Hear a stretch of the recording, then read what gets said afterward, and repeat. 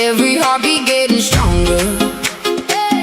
This is where we FIFA বিশ্বকাপের ইতিহাসে প্রথমবারের মতো ফাইনাল ম্যাচের বিরতিতে বসছে হাফ টাইম শো। আর সেই মঞ্চে একসঙ্গে পারফর্ম করবেন বিশ্ব সঙ্গীতের জনপ্রিয় তারকা জাস্টিন বিবার, শাকিরা, ম্যাডোনা ও বিটিএস। আগামী 19 July new York new jersey স্টেডিয়ামে অনুষ্ঠিত হবে এই ঐতিহাসিক আয়োজন।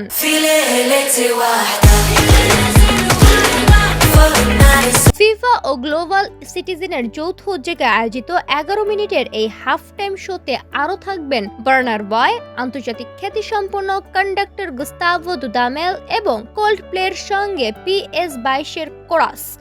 ফুটবল, সঙ্গীত ও সামাজিক বার্তার এক অনন্য মেলবন্ধন ঘটাবে এই আয়োজন।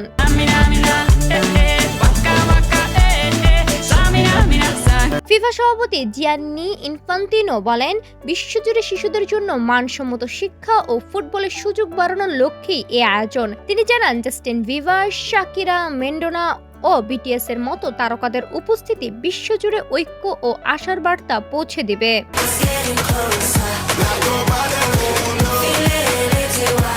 নিজের প্রতিক্রিয়ায় জাস্টিন বিবার বলেন, ফিফা বিশ্বকাপ এমন একটি আয়োজন যা পুরো বিশ্বকে একত্রিত করে। এই হাফ টাইম শো এর অংশ হতে পেরে আমি গর্বিত। আরো ভালো লাগছে কারণ এই আয়োজন বিশ্বজুড়ে শিশুদের শিক্ষার সুযোগ বাড়াতে সহায়তা করছে।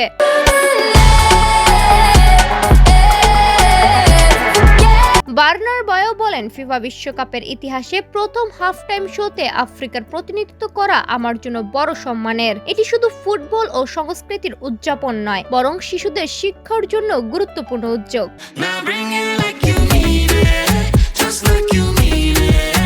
ফিফা জানিয়েছে, FIFA global citizen education fund এর জন্য ইতিমধ্যে $5 কোটি বেশি অর্থ সংগ্রহ করা হয়েছে। বিশ্বকাপের প্রতিটি ম্যাচের টিকিট বিক্রি থেকে $1 করে এই তহবিল জমা হচ্ছে।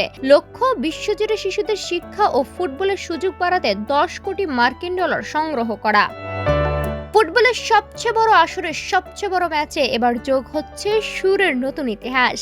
মাঠের লড়াইয়ের পাশাপাশি বিশ্বজুড়ে কোটি দর্শকের চোখ থাকবে বিরতির সেই 11 মিনিটের দিকেও।